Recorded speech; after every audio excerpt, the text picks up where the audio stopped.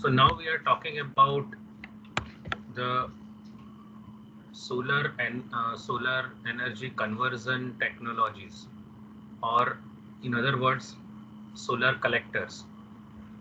And solar collectors are the devices which convert solar energy, which is in the form of radiation or electromagnetic waves, into either thermal energy or electrical energy, right? So those collectors which are converting it into electrical energy are solar photovoltaic panels. And the other type of collectors, there are many varieties. Solar thermal collectors, one of the very common example is solar water heater, which you may find around you. Now we can classify the solar collectors into different categories, and one of them, or different classes. One of them is passive technology and active technology. Though our focus in this subject is not on the passive technologies, I would just like to highlight a few examples. So these solar passive technologies are mainly used for space heating of a building, right? The heating of a building in colder climates, or providing natural lighting in buildings. These devices will reduce the amount of electrical energy or the fossil fuel consumption for space heating, or it can even be for cooling purpose and lighting. So these solar passive components are generally part of the building, and they do not use any active mechanical device like pump or fan. And sometimes the role of these technologies could be opposite of heating, that is reducing the solar radiation penetration into a building, right? To reduce the heat load on an air conditioning system, right? So less heat, it may, the feature should be such that it allows less radiation to enter into building, particularly the thermal radiation. And this is how it keeps the building comparatively cooler, and then that means that the load on your air conditioning system is less. This one of the very popular example for space heating purpose, that is in the colder climates in winter when the temperatures are very low, one would like to keep the building at a higher temperature. So one option is of course to use opposite of an air conditioner, which is called a heat pump, but that would need electrical power most of the times. uh, uh, the other option, which is a solar passive technology, is a Trom wall. Is a Trom wall, which is shown. I think shown you that figure in the previous class. So that is a thick wall. The very simple Trom wall will be in this form. Of course, there could be some modifications in this, but the simplest form could be like this. So what you are doing is the face which is towards the sun, or the facade which is towards the sun, most of the times you are making a thick wall, and the front face at least would be black in color, which has high absorptivity for the solar radiation. And you will be putting glazing, or it's basically glass, so that the solar radiation enters through it, and it hits up this wall. And the wall is thick, means it has high heat capacity, so it stores heat. And some amount of heat, once the whole temperature, you can I think understand that the front face would be at the highest temperature, and then there will be temperature drop, and on the back side the temperature will be lower. So a temperature gradient will be set up, and there will be some heat which will be transferred by mode of conduction. That is one way the heat gets transferred. But the other way is that once this space gets heated up, the air, because it becomes lighter, it starts moving upward, and you have a vent here. So through that hot air starts entering into the room. So this is convection. And like what happens through the wall is conduction. Now because the wall is very thick, the conduction could be little low, and like when this air enters from at the top of the room, the colder air at the bottom of the room starts entering from this vent and starts rising up. So this is one example of solar passive technology, where solar energy used for some like constructive purpose, that is here the heating of the building. Now here you are not using any active component, right? There is no pump, there is no fan, etc. So this may be called a solar passive collector, but now onwards we are going to focus on the active collectors only. Now in case of active collectors, one way to classify them could be stationary or tracking type of collector. So whether the collector orientation is fixed, or it can move, or it can try and track the sun, right? Move according to the movement of the sun, so that now you know that the purpose of moving the collector or a part of collector would be to reduce the value of angle theta, that is the incidence angle. Ideal thing is that all the time you try and keep it 0 degrees, which may be possible only with a perfectly tracking collector. So you want to keep cos theta component as close to 1 as possible, so you might want to track the collector. So one is tracking collector and the other one is stationary collector. Many of the collectors that you find around you are stationary collector. The reason is that those collectors are simpler. There is no tracking mechanism, so the cost is lower, and many times this tracking needs automation. So that also adds to cost and some additional maintenance related costs also.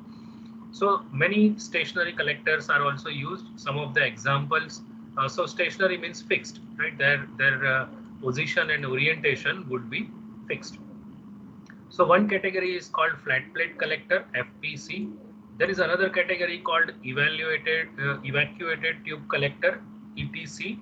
Evacuated tube collector, ETC, right? So this collector, you might have perhaps seen those collectors. I'll be showing you the picture or diagram of that later on. But it's basically glass tube that you see, and it is black in color, and that is what is receiving and absorbing solar radiation. And because it is put in a, it's not exactly a plane, right? But it is still put in a like if you take a section of that, it is still in shape of a plane. So even that may be called flat plate collector. And then there is one variety called compound parabolic collector, CPC, as we will see later. So these are some of the collectors which are fixed collectors, right? They no component of that is moving. The orientation of the collector is fixed. So this is one way in which you may draw a chart showing the different classes of solar collectors. So one of the solar collectors can be non-tracking or stationary. So you have flat plate collector, evacuated tube collector, CPC as it is called, compound parabolic collector. Then one axis tracking, which is simpler compared to two axis tracking. So parabolic trough or cylindrical trough type of collectors, we are going to talk about all these collectors later on. Linear Fresnel collector. So those are single axis tracking collectors, right? They track only one type of movement of the sun. There are two types of movement of the sun. One is the daily movement that is happening from east to west, and there is a seasonal movement, north to south and south to north, right? The arc or curve along which the sun is moving, that keeps on shifting, right? That is, as it was shown in the previous chapter. So there are two, like if you want to perfectly track the sun, then you need two axis tracking, and but then the complications will be more. So there are collectors where two axis tracking is implemented, and central tower receiver, parabolic dish type of reflector, and circular Fresnel lens, etc. These are some of the collectors where two-axis tracking is used. Okay, so this is a classification of different types of solar collectors. Of course, this is for you can say solar thermal collectors only, right? And even the PV collectors can be tracking or non-tracking or single-axis tracking or two-axis tracking type of collector. Though non-tracking and somewhat flexibility for single-axis tracking is many times provided in for the photovoltaic panels also. Okay. Now, a flat plate collector, unless there is a reason, it is a collector which is comparatively simple, so it will be low cost also. And another advantage of a flat plate collector is that it can capture beam as well as diffuse radiation. It can utilize beam as well as diffuse radiation. So if there is a need to not which is not satisfied by a flat plate collector, only then one should go for other type of collectors, right? It's not just because like you find some other collector to be more means to be fancier, you would like to go for that, right? So many times it happens that people propose to use parabolic trough type of collector even for water heating, where the water may be heated only up to 70 degrees Celsius or so. So that can be even satisfied by a flat plate collector, either a flat like the plate type of collector or evacuated tube type of collector. Then there is hardly any reason, or rather it may be irrational to use parabolic trough type of collector. So that has a particular purpose. That is, you want to in that case you want to go only when you want to go for somewhat higher temperatures, you would like to go for the concentrating type of collector. So these concentrating type of collectors have to also be tracking the sun, right? There is like concentrating collectors, there is hardly any collector except the CPC where you are not using tracking. So concentrating collectors which are meant for higher temperatures, they also track the sun. Okay. So I'll be showing you the photograph, and you also might have seen the solar water heater, which is generally flat plate collector. And there is a terminology called aperture. So aperture is the area through which the solar radiation enters into the solar collector, right? And if you talk about the flat plate collector FPC design, then the aperture area is almost equal to the area of the absorber. The area through which the solar radiation enters into a collector and the plate which absorbs the solar radiation, the absorber plate, the area of both of them is almost the same. So that type of collector is a flat plate collector. So that is a characteristic of flat plate collector, while that is not the case in case of concentrating type of collectors, right, which will be described later. So a photograph of a flat plate collector, a very common thing which you may find around, you may be having it at your home, or you may find it in your neighborhood. It might be there even in the hostel. So solar water heater, right? So what are the things you can like observe here with different components? So there'll be you can see a black flat plate, right? And that's why it's called flat plate collector. But then you can see something protruding out here also, right? So we will see what is it, right? They are basically the water tubes which are integrated or which are in good contact, thermal contact with the plate. This plate, black plate, or rather, it like when you say black, you mean that it is black in color.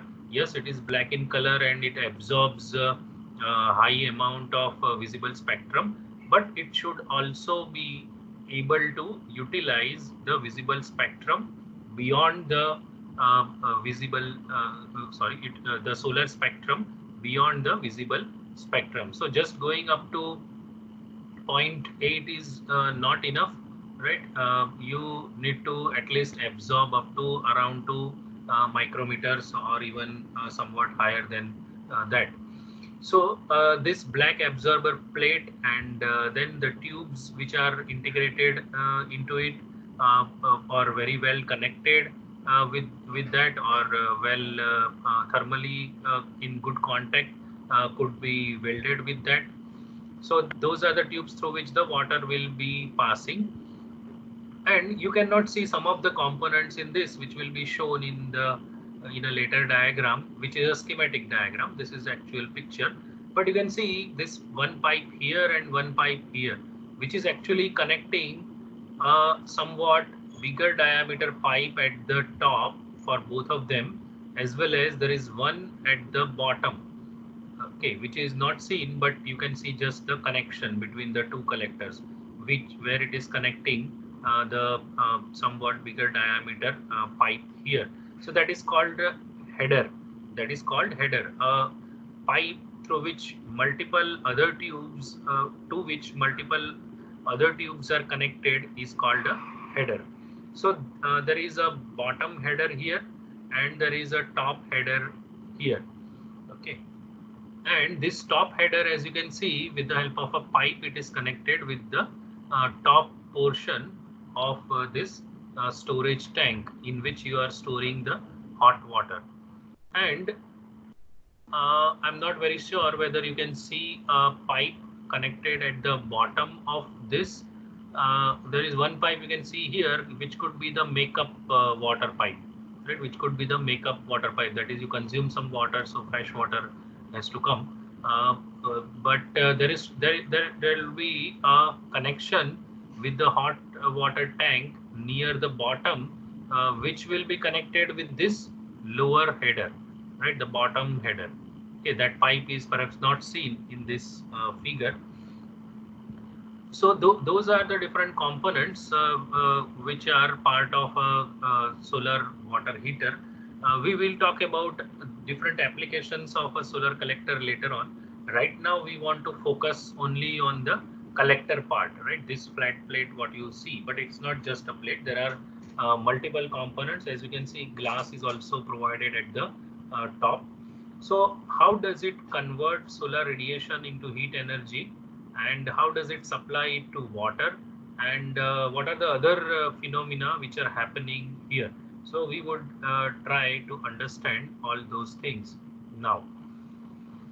So now we are talking about the components and functioning of a typical flat plate collector. So one of the important component is an absorber plate.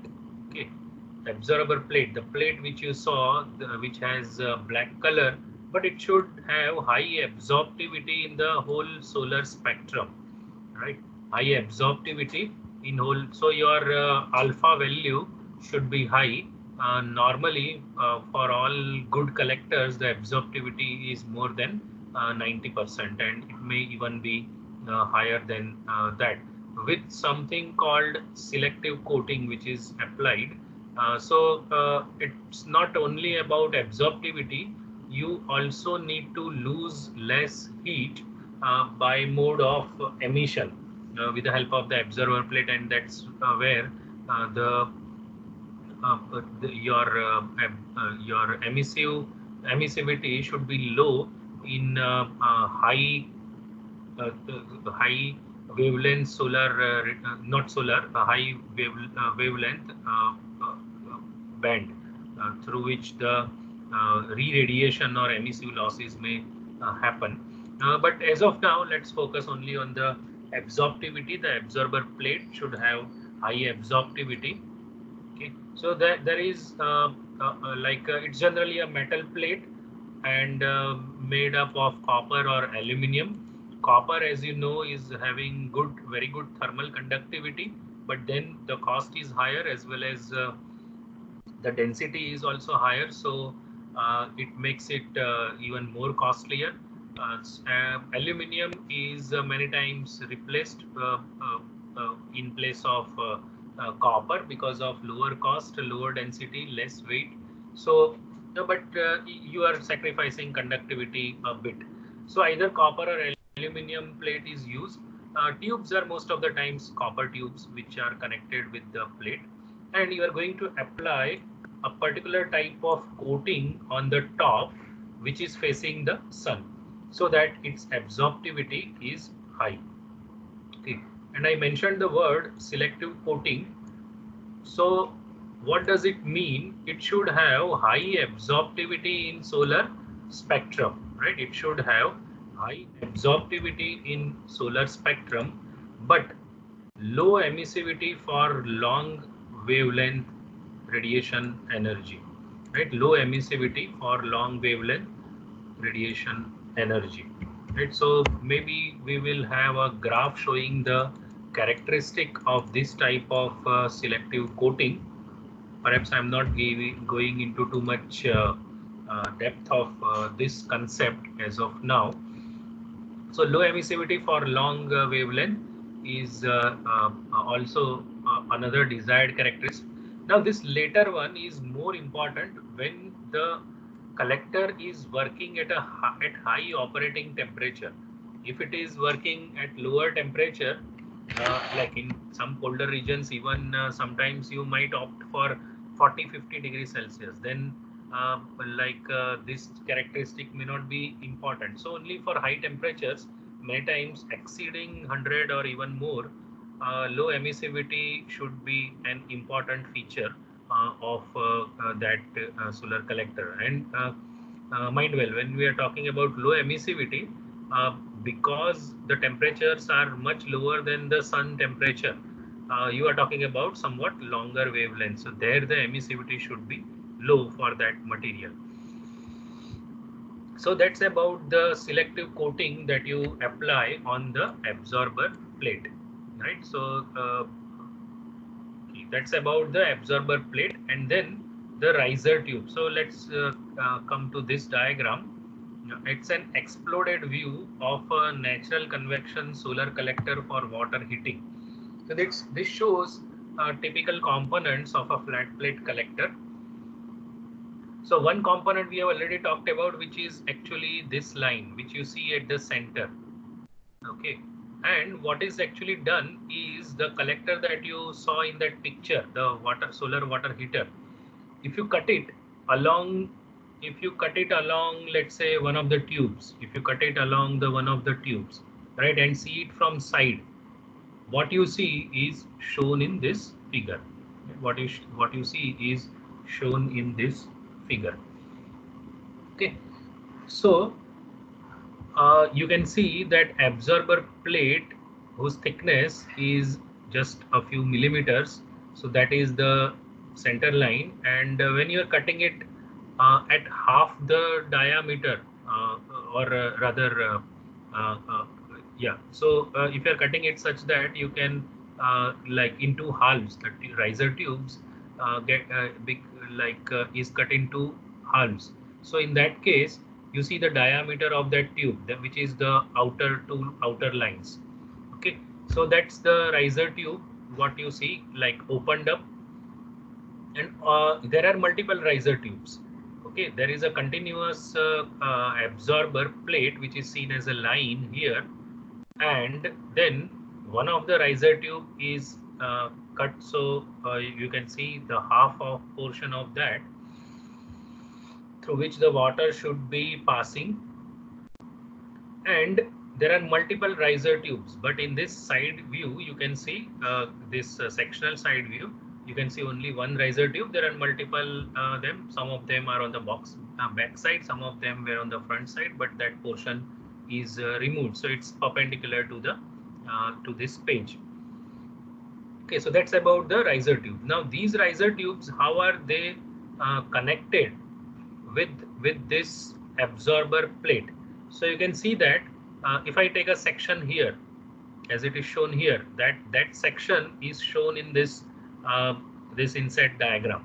Okay, so you can see this line and then this curvature and this line. This is absorber plate, and the word absorber fin is used because it is the length of the absorber is kind of working as a fin.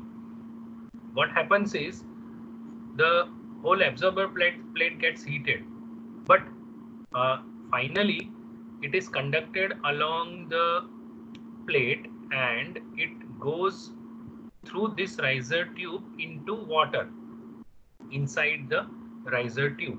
Right now you can see a gap here. Now that is actually supposed to be filled up. Let's say you are going for welding, ultrasonic welding, so uh, you are filling up this gap, right? Or you might fill it up uh, with some material, let's say some soft material which has good thermal conductivity, right? So there should be good thermal contact between the riser tube and the absorber tube. If you just put the cylinder over a horizontal surface, then there will be line contact. Now you don't want line contact. Line contact will not be sufficient for transfer or conduction of heat from absorber plate into the riser tube. That will not be sufficient. So you are creating a kind of crevice, and in which you are embedding the riser tube, which should have good thermal contact, which should have good physical contact, will convert it into thermal contact, or that should be some intermediate material which is having good thermal conductivity, which allows good heat transfer between the absorber plate and the riser tube in which you have water. So this riser tube, now why this name riser tube? If you recall, this is the bottom header, and bottom header is connected with the bottom of the tank. So cold water is coming here. Even in the tank, there is stratification of water. What does this mean? This means that you are delivering the hot water near the top of the tank. So the hot water is having lower density, unless you, like, your flow rates are high and you disturb the layers. The hot water which is delivered near the top will remain at the top, and the cold water will remain near the bottom of the tank. So that cold water in the tank is connected to this bottom header. So cold water enters from here. As it gets heated by natural convection, here we are talking about the natural convection solar water heater. Like for domestic application, normally this is the type of collector that is used. So the water, as it gets heated, will rise up through this tube, and that's why the name riser tube.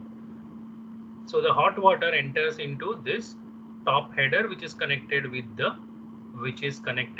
the top portion of the tank. So because of the buoyancy, the hot water being lighter will rise into this and finally enter the connection pipe and enter into the tube, and the cold water will take its place, and this is how the natural circulation current of water will set up, right? So the buoyancy force and the gravity force are playing a role here. Yes, but we want to focus on different components and what is the role played by those components. Right now we are not talking about, we have taken an example and trying to understand the things with the help of the example of the collector used for solar water heater. But we are trying to make the things general, so that most of the things are applicable to other types of collectors also, particularly the flat plate collector. Okay, so what is happening? You have a glass cover here, a glazing which is put here. Then this absorber plate the riser tube integrated in that, the two headers, top header and bottom header.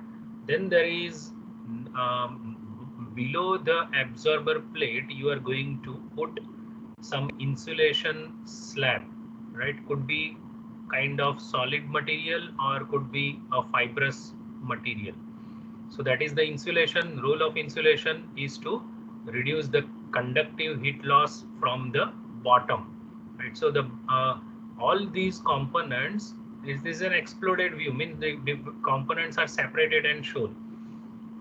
They will be actually assembled into this casing, right? A metal casing, which could be a GI casing, uh, so galvanized iron casing. So this casing and the gasket for not allowing free movement of air.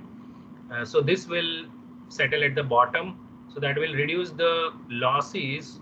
Like this absorber plate will get heated at its absorbed solar radiation, and its temperature rises above the ambient temperature.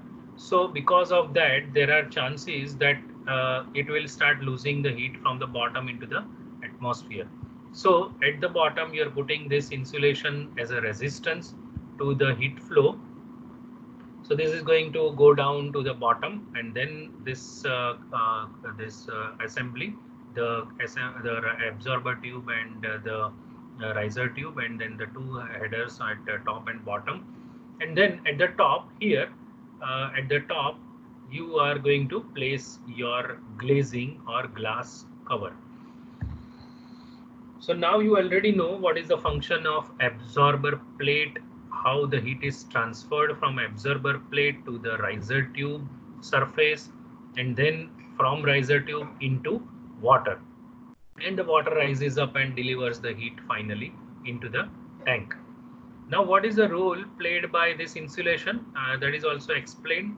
It is reducing the heat loss from the bottom. So that is bottom loss is reduced. Not just bottom loss, but you can see side, it is provided on the sides also. So it also helps you to reduce the side losses, right? So inside the collector, there is some heat, like no insulation is perfect insulation.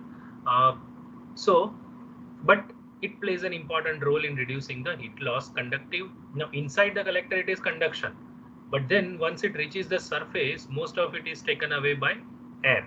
So outside it becomes convection, but still we generally put it into conductive heat loss category, which is generally very small because of effective insulation on sides and at the bottom.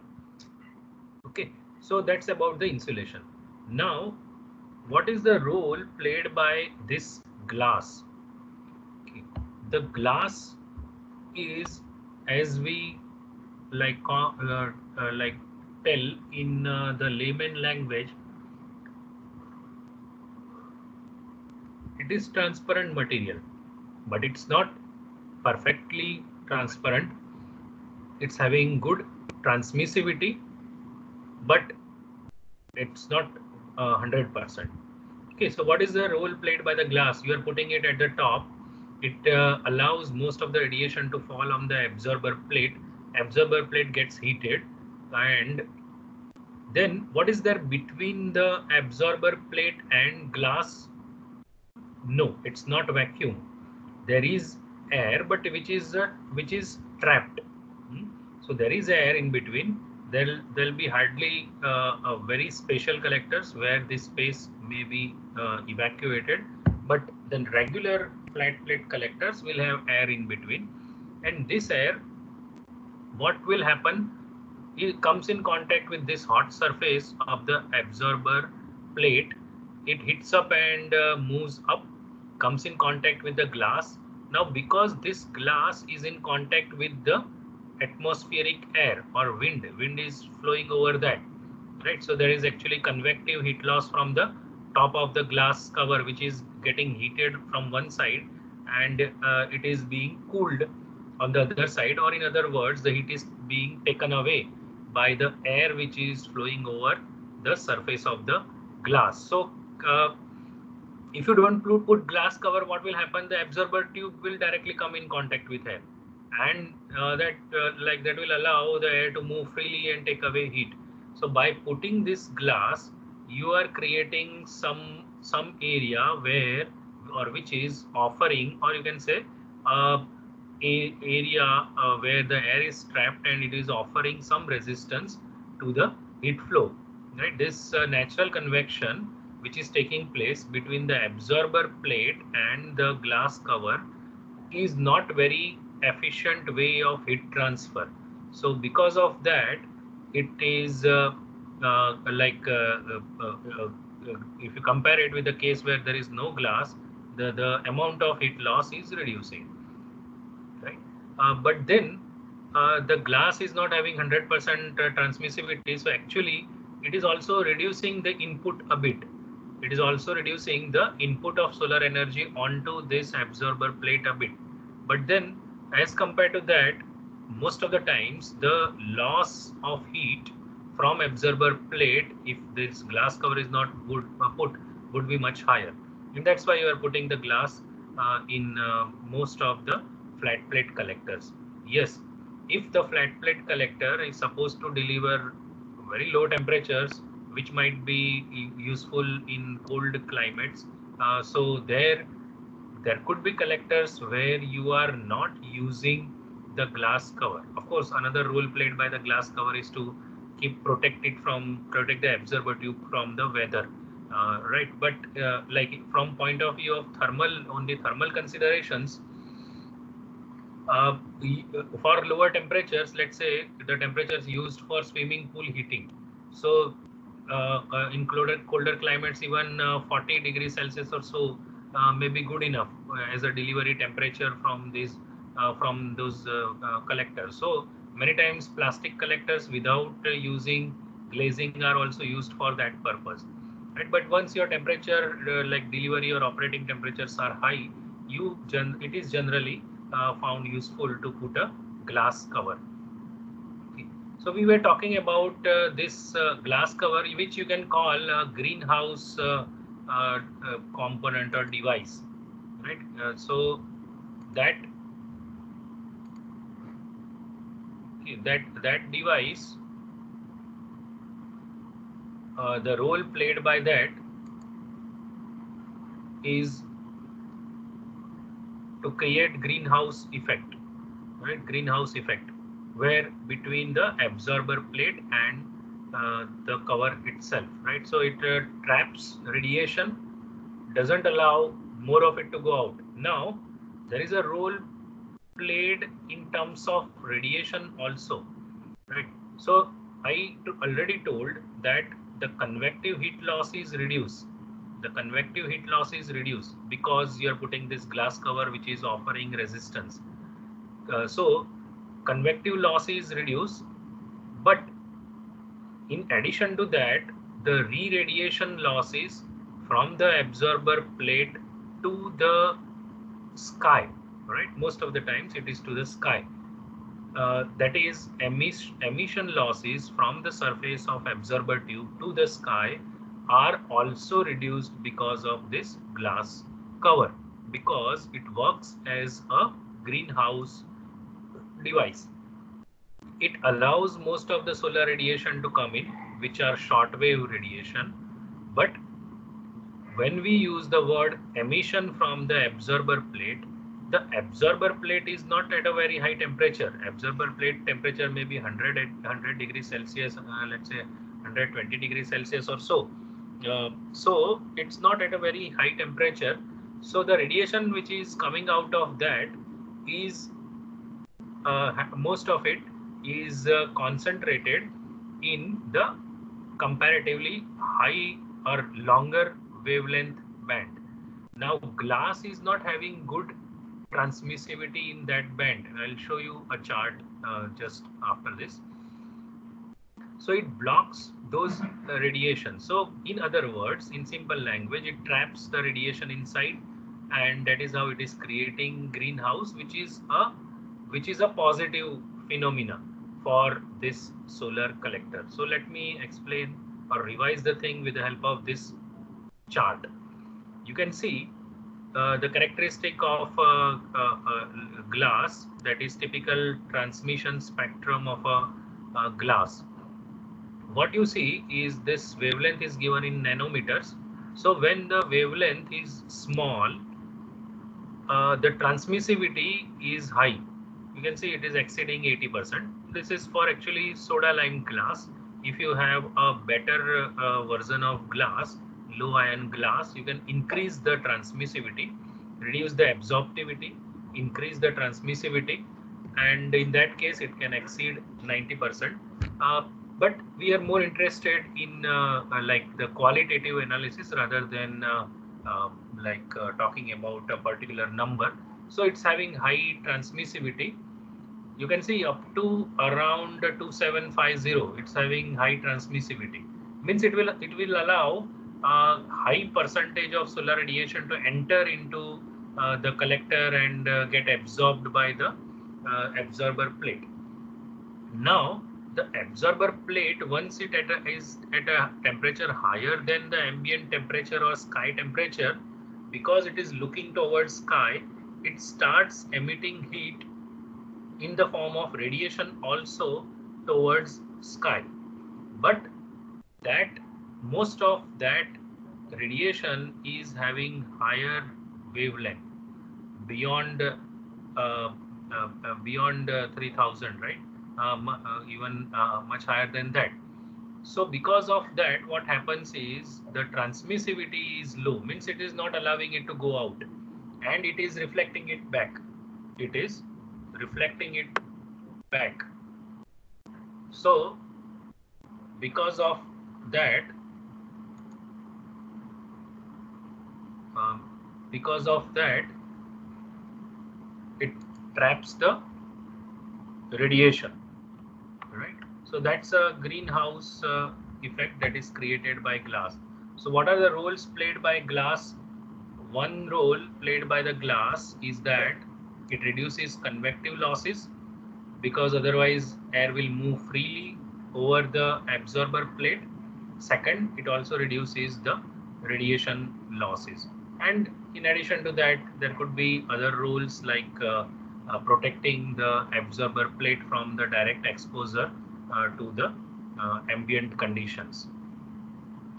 So I think we have discussed almost all important parts of a solar collector, a typical solar collector. So most of these concepts would be useful in most of these concepts would be useful while you analyze other types.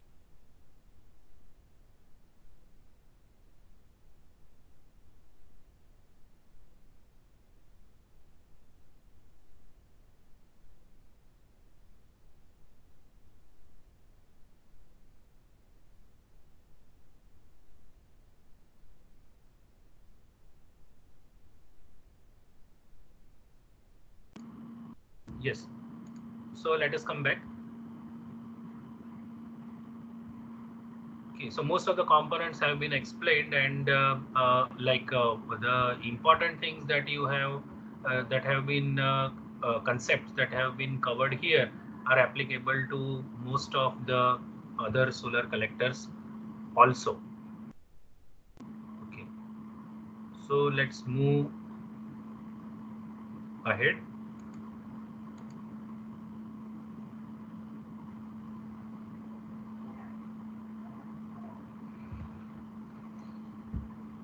Okay, so now I am starting to use the word efficiency of a solar collector. So efficiency, it's like the definition is as per our common understanding of efficiency. So we define efficiency as the output energy upon the input energy. So what is the output energy in case of a solar? Let's say we are talking about a thermal collector. Then the output energy is in the form of heat or thermal energy. So that is, let's say, QU, Q useful energy, right? And the input energy, what is the input energy? The input energy is because of the solar radiation which is entering into the collector, or which is falling on the collector area, falling on the aperture of the solar collector. Okay, so that's Qi. So efficiency of a solar collector would be the useful heat that you are able to utilize divided by the amount of energy that is falling on the solar collector. Right. So what is the amount of energy that is falling on the collector? In that example, you had calculated the value of IT, the total radiation falling on the collector. So that IT multiplied by the area, aperture area of the collector would give you Qi. Right, that is the input energy. And then how much part of it are we able to convert into heat? So that would go in the numerator, and this is how you can calculate, define and then calculate the efficiency of solar collector. Now this useful energy is obviously less than the energy which is falling on the collector. What are the reasons why this useful energy is less than the input energy? You can talk about two types of losses occurring from a solar collector. One loss is optical loss, that is because of different optical phenomena, and second loss is thermal loss. What is the optical loss? The first optical loss occurs at the glass. The glass is not having 100% transmissivity, right? So let's say it is having 90% transmissivity in the solar spectrum. Then it means that 10% is lost. Let's say 5% was absorbed and 5% is just reflected, and you cannot get it back.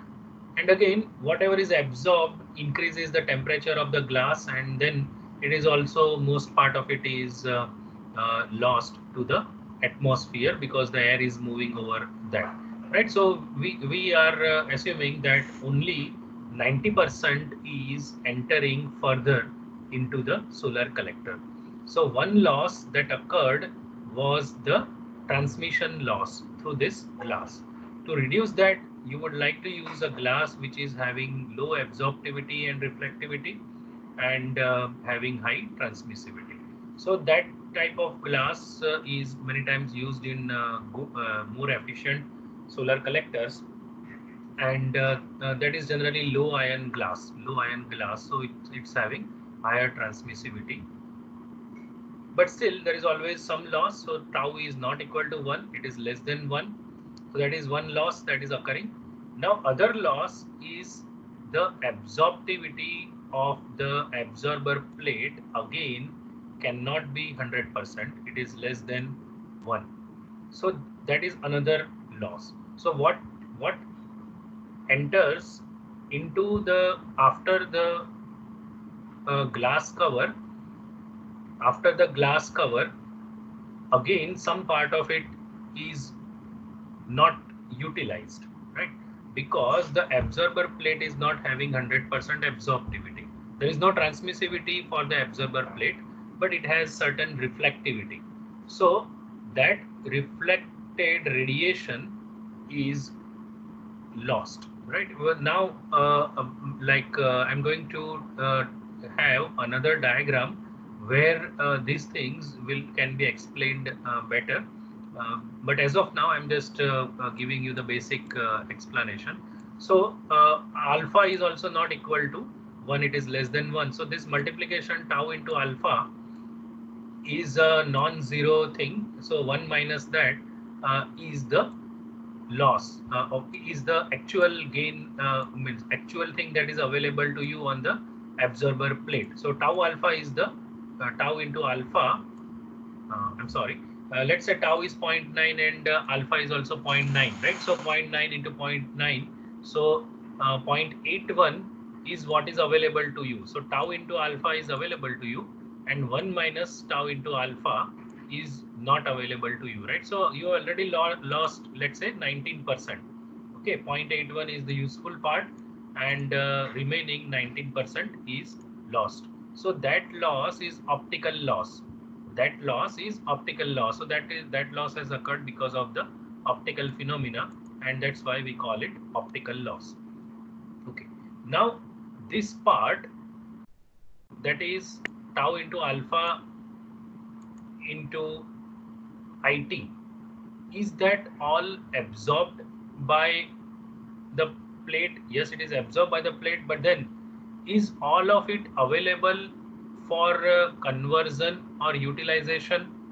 The answer is no, because there is some thermal loss which will also occur. Why would there be thermal loss or heat loss? The reason for that is that the absorber plate, when it absorbs the solar radiation, its temperature increases. So you have created a potential for heat transfer, or here it is a loss, so we call it heat loss. You have created a potential. What is the potential? The absorber is at a temperature higher than the ambient temperature, right? So there is a temperature difference, and because of that, through different channels, heat would try to escape from absorber to the atmosphere, right? There are different channels, could be in the form of conduction, could be in the form of convection, could be in the form of the third, that is radiation, right? So what are those channels, and normally what are the typical numbers, how these things happen? So such discussions will be done in the next class with the help of this diagram, which is showing the heat transfer phenomena in flat plate solar collector. So one part of it was covered, that is out of whatever is striking this glass, some part is absorbed. You can see 2% is absorbed while 8% is reflected. This reflected is lost completely. Now rest which is entering, again it will not all be absorbed. You can see this reflection 8%, right? So this that is optical loss. Now if you are very sharp, you might ask that this reflection, when it strikes the glass, won't glass reflect it back, or won't glass absorb a part of it? So this is actually a secondary, means whatever is reflected or absorbed is secondary phenomena, but still most part of this reflection will be lost to the atmosphere. Why? You would say because of the greenhouse effect, this will not allow it to go. No, that's not correct, because this is reflected radiation. It's not emitted from the absorber plate. It is reflected radiation. So it is still having low wavelength. So so the glass is still good for transmission of that wavelength, and because of it, most of it is lost, right?